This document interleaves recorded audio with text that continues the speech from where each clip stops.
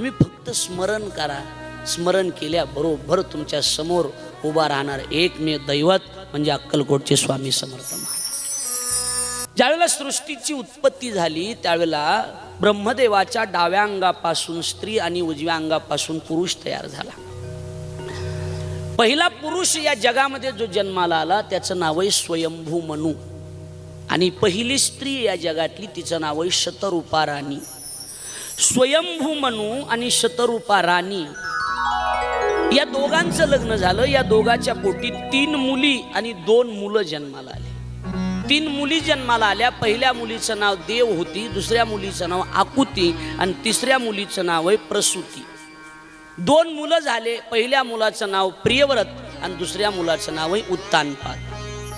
जगातली सृष्टीची सुरुवात सांगतोय मी. सृष्टीची सुरुवात पहिला मुलगा उत्तानपाद, दुसरा मुलगा प्रियव्रत आणि मुली किती?